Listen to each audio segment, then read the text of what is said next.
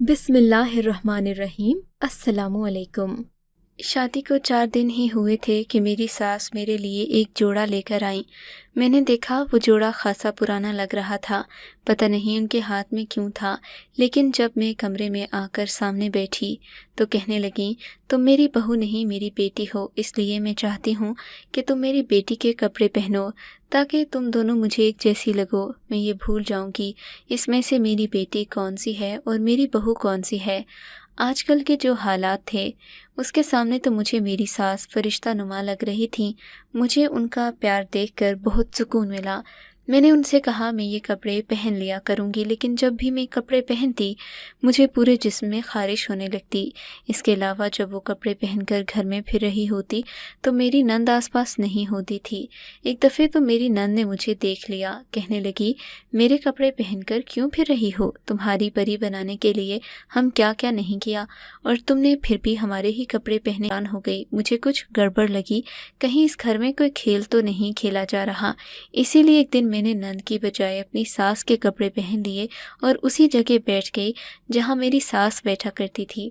अभी कुछ देर ही गुजरी थी कि सामने का मंजर देखकर मेरे कदमों तले से ज़मीन निकल गई, क्योंकि वहाँ एक आदमी आया। उसने एक ऐसी बात की कि मैंने कानों को हाथ लगा लिए। मेरा नाम रबिया है। मेरी शादी निहायत अजीब ख़ानदान में हो गई, इसलिए कि इस ख़ानदान के लोगों का अलग ही रहन सहन था। शादी के अगले दिन मेरे शौहर की जेब से एक पर्ची गिरी, जिसको देखकर मैं हैरान रह गई। मेरे शौहर ने भी देख लिया कि वो पर्ची मेरे हाथ में है, पर इससे पहले कि मैं उसे खोल कर देखती मेरे शौहर ने मुझसे वो पर्ची छीन ली और कहा, तुमसे पढ़ने की कोई ज़रूरत नहीं। मैंने कहा कि इसमें क्या है? कहने लगे, बस जो हमारी शादी में खर्चे हुए थे उनकी लिस्ट है। मेरे शौहर ने उसे वापस जेब में रखा, लेकिन अब हैरान रहने लगी थी कि ये चीज़ क्या थी। अगर लिस्ट थी तो इसको इतना संभाल कर रखने की क्या ज़रूरत थी। मेरे शौहर ने उसे वापस अपनी जेब में नहीं बल्कि अपने वॉलेट के अंदर रखा था। कुछ टाइम लगा, लेकिन मुझे मौका मिल ही गया। एक दिन मेरा शौहर बाथरूम में नहा रहा था, जब उसका वॉलेट बाहर पड़ा हुआ था। मैंने उसे खोला और वो पर्ची निकाल कर उसे पढ़ने लगी। उस पर्ची को पढ़कर तो मैं हैरान ही रह गई। उस पर लिखा था जहेज़ बहन के लिए, और उसके अंदर इतनी महंगी चीज़ें लिखी थीं कि वो कोई एमएनए भी अपनी बेटी को जहेज़ में नहीं दे सकता था, या फिर शायद एमएनए तो दे सकता था लेकिन हम जैसे गरीब लोग नहीं दे सकते थे। 2 एसी, डबल डोर वाला फ्रिज, 2 कमरों का सामान, दुनिया की महंगी मशीनें, कपड़े, ऑटोमेटिक चलने वाली मशीन, कम से कम 25 तोले सोना, गाड़ी और न जाने क्या क्या लिखा था। मुझे लगा ये किसी छोटे बच्चे ने लिस्ट बनाया ही नहीं कि ये सारी चीज़ें बहुत सारे पैसों से आती हैं, लेकिन जिस तरह मेरा शौहर इस लिस्ट को संभाल रहा था, ऐसा लगता था कि वो ये सब ख़रीदने की कोशिश कर रहा था कि मेरा शौहर बाहर आया तो उसने मुझे देख लिया। पहली लड़ाई हमारी शादी के पहले हफ्ते में इस बात पर हुई कि तुमने इसे खोल कर क्यों देखा। मैंने कहा ये क्या है, तो कहने लगा ये मेरी बहन के जहेज़ की लिस्ट है। मैंने कहा ये सब कैसे पूरा करेंगे आप? आपकी 30,000 की नौकरी है, किराए का घर है, मैं भी आ गई हूँ, साल बाद हमारी औलाद आ जाएगी। अगर आप 4-5 साल मेहनत करें तो इस लिस्ट में से सिर्फ़ एक ही चीज़ ले सकते हैं, और 4-5 साल तक अपनी बहन को क्या आप बिठा कर रखेंगे? 22 साल की तो वो पहले ही है, क्या 28-29 में जाकर उसकी शादी करेंगे? मेरे शौहर ने कहा ये तुम्हारे मामलात नहीं हैं, तुम्हें कोई चीज़ कम नहीं होगी, तुम बस अपने काम से काम रखो। शौहर की ये बात बहुत बुरी लगी, क्योंकि मैं तो उसके फ़ायदे कर रही थी, उसे कोई ताना तो नहीं दे रही थी। ये लिस्ट इसको मेरी सास ने ही दी थी। क्या उनको नहीं पता था कि उनका बेटा एक सरकारी मुलाजिम है, वो भी बहुत ही छोटे स्केल का, कोई चोर डाकू तो नहीं था। वैसे तो चोर डाकू भी इतना कुछ पूरा नहीं कर सकते। मुझे इसी बात पर गुस्सा आ रहा था। शौहर कमरे से चला गया। जब सास कमरे में दाखिल हुई, उनके हाथ में एक जोड़ा था, जो जोड़ा वो कहीं रखने लगी थी, लेकिन साथ कमरे में ले आई। लेकिन जब इन्होंने कहा ये तुम्हारे लिए लाई हूँ, तो मैं हैरान हुई, क्योंकि ये तो किसी का इस्तेमाल शुदा जोड़ा लग रहा था। मैं तो पहले ही गुस्से में खड़ी थी और सोच लिया कि लगता है मुझे पुराने कपड़े पहनाएंगी। कहने लगी कि ये मेरी बेटी का है, میں تمہارے لیے لائی ہوں اور چاہتی ہوں کہ تم روز اس کے کپڑے پہنا کرو۔ میں نے کہا کہ آپ ایسا کیوں چاہتی ہیں؟ مطلب میرے پاس اپنے کپڑے ہیں تو میں اس کے کپڑے کیوں پہنوں گی؟ میری ساس نے کہا دراصل میں چاہتی ہوں کہ تمہیں بھی اپنی ہی بیٹی سمجھوں، اس لیے چاہتی ہوں کہ تم میری بیٹی کے کپڑے پہنو تاکہ مجھے دونوں میں فرق یاد نہ رہے۔ میری ساس کی یہ بات میرے دل کو لگ گئی، کتنی بڑی بات کہہ رہی تھی وہ۔ انہوں نے کتنا اچھا سوچا، آج کل ایسا کوئی نہیں سوچتا۔ میرا سارا غصہ ہوا ہو گیا۔ انہوں نے میرے سر پر بہت پیار سے ہاتھ پھیرا اور کہا یہ مت سوچنا کہ تمہارے ماں باپ یہاں نہیں ہیں، تم اکیلی ہو، ماں باپ نہیں ہیں تو کیا ہوا، میں تو ہوں۔ میری ساس تو بہت اچھی باتیں کر رہی تھی، میں ان کی اتنی محبت دیکھ کر شرمندہ ہو گئی۔ میں نے کہا بالکل۔ شام ہوتے ہی میں نے نہا دھو کر وہ جوڑا پہن لیا، پھر کچن میں کام کرنے چلی گئی، لیکن جب یہ سوٹ پہنا تھا کچھ عجیب سا محسوس ہو رہا تھا۔ میرے سارے بدن میں خارش محسوس ہو رہی تھی، پتہ نہیں یہاں کا پانی مجھے راس نہیں آیا تھا یا اس سوٹ میں کوئی مسئلہ تھا۔ جوڑا تو خیر دھلا ہی ہوا لگ رہا تھا کیونکہ پرانا صحیح، لیکن کسی کا اترا ہوا گندا جوڑا تو میری ساس مجھے دے کر نہیں جائیں گی۔ لیکن پھر یہ خارش کیوں ہو رہی تھی؟ میں نے ایک اور عجیب حرکت ہوتے ہوئے دیکھی، وہ یہ کہ میری ساس میرے کمرے میں بیٹھی تھیں اور اس کمرے کی کھڑکی باہر گلی میں کھلتی تھی۔ میری ساس بالکل کھڑکی سے چپک کر بیٹھی تھیں۔ ایک پل کو تو مجھے لگا کوئی چیز دیکھ رہی ہیں، شاید گلی میں بچوں کو دیکھ رہی ہیں، پر جب کمرے میں داخل ہوئی تو فوراً وہاں سے ہٹ گئی۔ انہوں نے اپنا دوپٹہ سر پر کر لیا جبکہ پہلے ان کے سر پر دوپٹہ نہیں تھا۔ میں نے کہا میں آپ کے لیے چائے بنا کر لاتی ہوں، تو کہنے لگی ہاں میں تمہیں چائے بنانے کا ہی کہنے والی تھی۔ میں نے پوچھا آپ باہر کس کو دیکھ رہی تھیں؟ تو تھوڑا گھبرا گئیں اور کہنے لگیں باہر بچے ہیں، میں ان کو دیکھ رہی تھی، مجھے بچوں کا بہت شوق ہے، میں چاہتی ہوں تم لوگوں کے بھی جلد از جلد بچے پیدا ہوں تاکہ اس گھر میں رونق لگ جائے۔ اگر تم مجھے میرا بیٹا پھر سے واپس کر دو تو کتنی بڑی بات ہوگی، چھوٹا سا بچہ آ جائے گا، ایسا لگے گا میرا بیٹا پھر سے چھوٹا ہو کر میری گود میں آ گیا ہے۔ ایک بات تو تھی کہ میری ساس بہت اچھی باتیں کرتی تھیں، اور جو شخص اچھی باتیں کر لے وہ دل کو اچھا لگنے لگتا ہے۔ میں نے ان سے کہا کہ اگر اللہ نے ہمارے لیے ایسا سوچا ہوا تو بالکل ایسا ہی ہوگا، آپ میری طرف سے کوئی غفلت نہیں ہوگی، میں ان لڑکیوں میں سے نہیں ہوں جو شادی کے بعد جلد ماں نہیں بننا چاہتی تاکہ اپنی زندگی کو انجوائے کر سکیں۔ میں بھی ماں بننا چاہتی ہوں، مجھے بھی شوق ہے، کوئی مجھے ماما کہہ کر بلائے۔ میری ساس بھی ہنس دی۔ مجھے لگا میں تھوڑی دیر اپنی ساس کے پاس بیٹھ کر ان سے باتیں کروں گی، لیکن میری ساس نے کہا کہ بیٹا رات کا کھانا بنا لو، جبکہ ابھی تو صرف 6 ہی بجے تھے۔ پھر سوچا کہ شاید یہ لوگ جلدی کھانا کھاتے ہیں۔ بہرحال میری ساس نے مجھے کمرے سے نکال دیا۔ کمرے سے جاتے ہوئے میں نے دیکھا وہ پھر سے باہر کی طرف متوجہ تھیں، جبکہ بچے کی آواز نہیں آئی تھی، گلی میں کوئی بچہ نہیں کھیل رہا تھا۔ میری ساس کا دوپٹہ پھر ان کے سر سے سرک گیا، پھر انہوں نے خود ہی ہٹا دیا، پھر کچن میں آ گئی، اپنا کام کرنے لگی۔ رات کمرے میں آتے ہی نند کا جوڑا اتار دیا اور پھر سے نہانا پڑا، تب جا کر خارش ختم ہوئی۔ شوہر آیا تو صبح کے لیے اس نے مجھ سے معافی مانگی۔ میں نے کہا کوئی بات نہیں، اب تو ساری زندگی ہم نے ایک دوسرے سے لڑنا ہے۔ میرے شوہر نے کہا کہ نہیں، ایسا بالکل بھی نہیں ہے، میں تم سے بالکل جھگڑا نہیں کروں گا۔ اس بات پر ہنس دیا۔ میں نے کہا اب مجھے بتائیں یہ لسٹ آپ کو کس نے دی ہے؟ اس نے کہا یہ امی نے بنائی ہے۔ میں نے کہا آپ کی امی اپنی بیٹی کو اتنا سامان کیوں دینا چاہتی ہیں؟ مطلب ہم لوگ مڈل کلاس لوگ ہیں، اگر ہم جہیز میں موٹر سائیکل، فریج اور ایک کمرے کا فرنیچر اور کچھ برتن، اگر یہ بھی ہم میں سے کوئی اپنی بیٹی کو دے دے تو اس کے لیے بہت بڑی بات ہوتی ہے۔ پھر آپ کی امی اپنی اوقات سے بڑھ کر چیزیں کیوں دینا چاہتی ہیں؟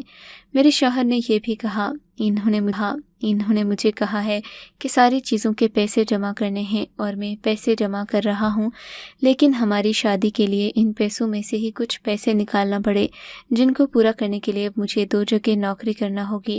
میرے شوہر نے بتایا دراصل امی کو ان کے گھر والوں نے جہیز میں کچھ بھی نہیں دیا تھا، اسی وجہ سے میری امی نے ساری زندگی باتیں سنی، کیونکہ میری امی ایک ایسے گھر میں گئی تھیں جہاں پہلے سے ہی 2 بہوؤں کا راج تھا۔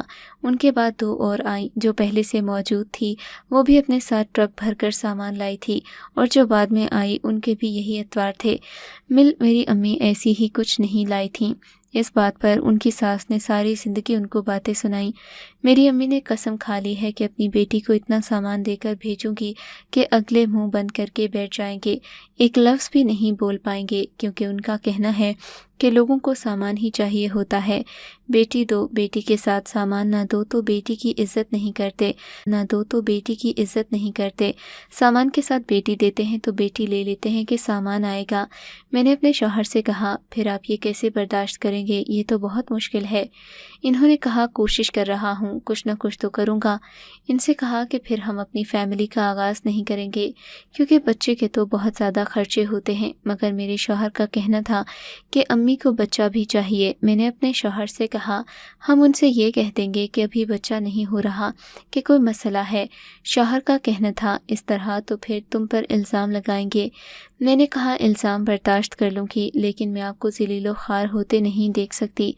एक दिन सास का कमरा साफ़ कर रही थी, जब उनके तकिए के नीचे से मुझे ढेर सारे पैसे मिले। पैसे तो बहुत ज़्यादा थे, लेकिन बिल्कुल ही छोटे नोट देखकर मैं हैरान हुई। मेरी सास के पास इतने पैसे कहाँ से आए थे? कम से कम 4-5 हज़ार तो होंगे। मैंने उनको बुलाया तो वो गुस्सा हो गई। कहने लगी, तू साफ़ कर रही थी, तकिए के नीचे पड़े थे? तो कहने लगी, हाँ ठीक है, मेरे हैं, आइंदा मेरे कमरे की सफाई करने की ज़रूरत नहीं है। एक दिन मेरी नंद ने जो मुझे देखा तो कहने लगी, तुम मेरे कपड़े पहनकर क्यों फिर रही हो? हमने इतने सारे कपड़े बना कर दिए हैं, तो तुम्हारी परी के कपड़े बनाने के लिए हमने न जाने कितने पैसे लगाए, तब भी तुमने हमारे कपड़े पहन रखे हैं। मैंने कहा, ये अपनी मर्ज़ी से नहीं पहने हैं, तुम्हारी अम्मा ने पहनाए हैं। तो मैंने उससे कहा कि झूठ ना बोलो, मेरी माँ तुम्हें मेरे कपड़े पहनने के लिए क्यों देगी? अभी हम दोनों में झगड़ा हो रहा था कि मेरी सास वहाँ आ गई, मेरी नंद को घसीट कर वापस ले गई और कहने लगी, खबरदार भाभी के साथ बदतमीज़ी की तो। उसके बाद मेरी नंद की चू की भी आवाज़ नहीं आई। मुझे खुशी हुई कि मेरी सास ने मेरा साथ दिया। एक दिन मैं बाज़ार गई तो मैंने एक अजीब काम होते देखा। मैंने देखा मज़ार पर कुछ लोग अपनी एक ट्रस्ट का नाम लेकर पैसे यानी चंदा जमा कर रहे थे। ये लोग सिर्फ 3 थे और इनकी बड़ी मेरी नंद थी जो चंदा जमा करवा रही थी। कहती फिरती, ये गरीब लड़की की शादी के लिए पैसे जमा करने हैं। मैं आगे बढ़ी, हैरान होकर उससे पूछना चाह रही थी कि ये क्या कर रही है, लेकिन वो मुझे देखने से पहले ही वहाँ से गायब हो गई। फिर मैं घर आई, आकर ये बात अपने शौहर को बताई तो मेरा शौहर भी हैरान हो गया कि उनकी बहन चंदा मांगती फिर रही है, जबकि वो उनके लिए पैसे जमा करने के लिए 2-2 नौकरियां कर रहा है। मैंने शौहर को बताया कि अम्मी भी सारा दिन खिड़की में बैठी रहती है और जब आती है तो इनके पास खुले पैसे होते हैं। मुझे लगता है वहाँ बैठकर पैसे मांगती हैं। मेरे शौहर ने कहा, अगर तुम्हारी ये बात गलत निकली तो फिर तुम होगी और मैं हूँगा। मैंने कहा, मुझे क्या ज़रूरत है ये सब करने की, अपनी आंखों से देखा है। मेरे शौहर ने कहा, चलो मेरे साथ, और सास के सामने जाकर ये बात करती। मेरी सास ने कहा, कब देखा तुमने मेरी बेटी को बाज़ार में? मैंने कहा, 5:30 बजे का टाइम था। दरअसल मुझसे टाइम बताने में थोड़ी गलती हो गई थी। 5:30 नहीं, 5 का टाइम था। 5:30 तो मैं भी वापस आ गई थी। मेरी सास ने मेरे शौहर को तस्वीर दिखाई जिसमें मेरी नंद खड़ी बर्तन धो रही थी। उसने कहा, ये देखो, ये तो घर में बर्तन धो रही थी, फिर ये बाहर कैसे हो सकती है? वो 5 का ही वक्त था, लेकिन मेरे कदमों तले से ज़मीन निकल गई, क्योंकि उस वक्त तो मैं बर्तन धो रही थी। मैंने अपनी सास को हैरान होकर देखा। इसका मतलब इन्होंने मुझे इसीलिए अपनी बेटी के कपड़े पहनाए थे, ताकि अगर कोई ऐसी बात हो तो वो सबूत दिखाकर झूठ बोल सकें। और जिस टाइम में वो मुझे अपनी नंद के कपड़े पहनने के लिए देती, मेरी नंद आसपास नहीं होती। जबकि उसने मुझे देखा तो ये भी कहा कि मेरे कपड़े पहनकर क्यों फिर रही हो, क्योंकि शायद उसको ये बात मालूम नहीं थी। मेरी सास इतना बड़ा नाटक कर रही, इतनी गहरी चाल चल रही थी। मैं अपने शौहर के सामने शर्मिंदा हो गई। मेरा शौहर अपनी माँ के सामने मुझे कमरे में ले आया और मुझे बहुत डांटा। उसने कहा, तुम्हें क्या लगता है हम भीख मांगों के ख़ानदान से हैं? क्यों भीख मांगेंगे? मेरी माँ और क्यों चंदा जमा करेगी? मेरी बहन, क्या मैं उनकी ज़रूरत पूरी नहीं करता? तुमने एक ही वक्त में मेरी माँ पर भी इल्ज़ाम लगाया, मेरी बहन पर भी। तुम्हें शर्म आनी चाहिए। तुम भी वही टिपिकल बहू निकली जिसने आते ही घर में फसाद मचा दिया। मुझे तुमसे इतनी रिवायती हरकत की उम्मीद नहीं थी। मेरे घर वालों ने तुम्हारे साथ क्या किया है जो तुमने आते ही ये खेल रचाया? कोई इस तरह की बात सोच भी नहीं सकता था। मेरे पास सबूत भी कोई नहीं था, सिर्फ आंखों देखी ही बताई थी। मेरे पास कोई सबूत ना होने की वजह से मेरी बात में कोई दम नहीं था। मैंने अपने शौहर को कहा, मैं अपनी नंद के कपड़े पहनती हूँ, तो वो कहने लगा, ये भी झूठ है, हो ही नहीं सकता कि मेरी बहन के कपड़े पहनने के मेरी अम्मी तुम्हें दें। इन्होंने तुम्हें कपड़े पहनने के लिए दिए और तुमने पहन लिए। मैंने कहा, अभी भी उसके कपड़े मेरे बाथरूम में पड़े हैं जो मैंने रात में पहने। मेरे शौहर ने कहा, ला कर दिखाओ। लेकिन जब मैं बाथरूम में गई तो वहाँ कोई जोड़ा नहीं था। जो लोग इतनी बड़ी गेम खेल सकते थे वो सूट भी गायब कर सकते थे। जब हम इस कमरे में नहीं थे रोज़, तब मेरी नज़र इस कमरे में आई थी और उसने आकर ये काम दिखाया। मेरे शौहर ने मुझे खा जाने वाली नज़रों से देखा। तुम बार बार गलत साबित हो रही हो। आज के बाद तुम मेरी माँ और बहन के बारे में कोई बात नहीं करोगी। अगर तुम्हारे मुंह से इस तरह की कोई बात निकली या तुमने इनकी जासूसी की तो मुझसे बुरा कोई नहीं होगा। मैंने अपने शौहर से माफ़ी मांगी और कहा, आइंदा इस तरह की कोई हरकत नहीं होगी। सुबह जब मैं बाहर आई तो मेरी सास मुझे देखकर हंस रही थी और मेरी नंद भी। मैं तो ये सोचकर परेशान थी, इन्होंने मुझे कैसे अपने ही जाल में फंसाया। दरअसल ये लोग इस तरह थे। मैं तो इनकी मोहब्बत के आगे बेवकूफ़ बन गई। लेकिन फिर अपने वालिद साहिब की एक बात याद आ गई कि अगर शेर का शिकार करना हो तो शेर बनना पड़ता है, चोर के साथ पंगा लेना हो तो उसी तरह का सोचना पड़ता है।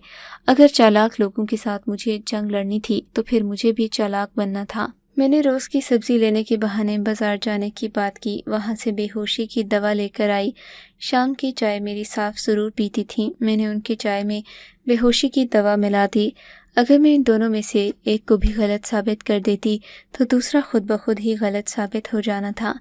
क्योंकि मेरी बात ठीक थी तो फिर बाकी की बात भी मेरे शौहर ने मान लेनी थी। मैंने अपनी सास की चाय में बेहोशी की दवा मिलाकर उनको गहरी नींद सुला दिया। घर में कोई भी नहीं था। उस वक्त मेरी नंद चंदा जमा कर रही होती थी।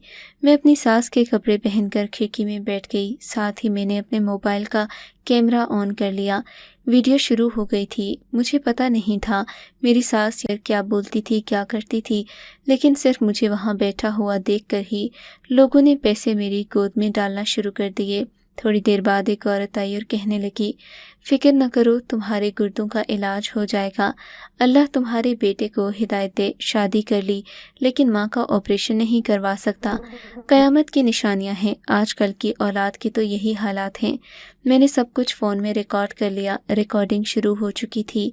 उसके अलावा जो भी आया उसने मेरे शौहर की ही बुराइयां की। लगता है मेरी सास ने सबसे यही कह रखा था। शाम को मेरी सास को होश आया। उसको समझ आ गई कि कुछ बुरा हो चुका है, लेकिन अब सबूत मेरे हाथ में था। अब वो कुछ नहीं कर सकती थी। अब जो करना था मैंने करना था।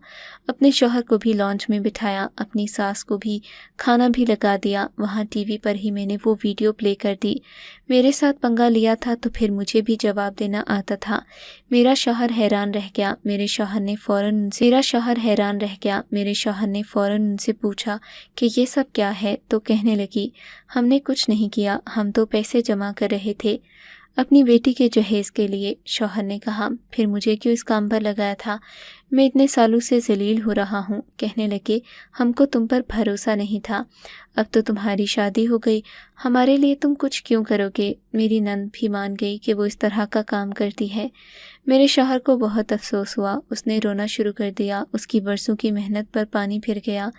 उसने कहा, अगर आपको इस तरह ही पैसे जमा करने थे तो फिर मुझे पहले बता देते। मेरे शौहर मेरे सामने भी शर्मिंदा थे क्योंकि इन्होंने अपनी माँ बहन के लिए मुझे बहुत बुरी बातें सुनाई थीं, मगर मैंने इन्हें माफ़ कर दिया। मेरे शौहर ने कहा, अगर आइंदा इस लड़की ने घर से बाहर कदम रखा, वो मेरी नंद की बात कर रहा था, तो फिर मुझसे बुरा कोई नहीं होगा।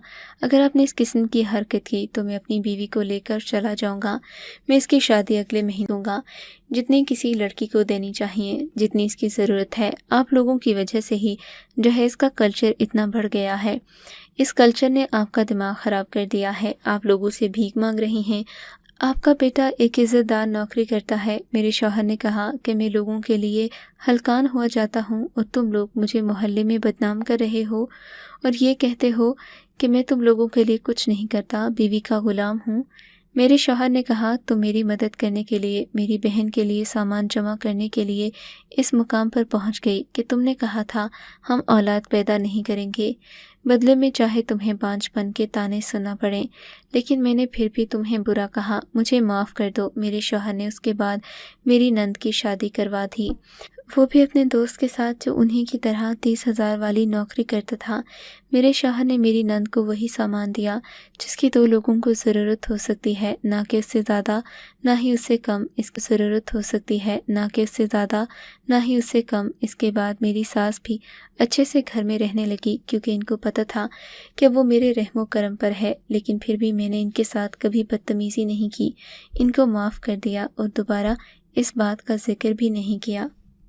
آپ کو اگر یہ کہانی اچھی لگی ہے تو اس ویڈیو کو لائک کیجیے اور اس طرح کی مزید کہانیاں سننے کے لیے ہمارے چینل کو ضرور سبسکرائب کیجیے۔ کہانی سننے کا شکریہ۔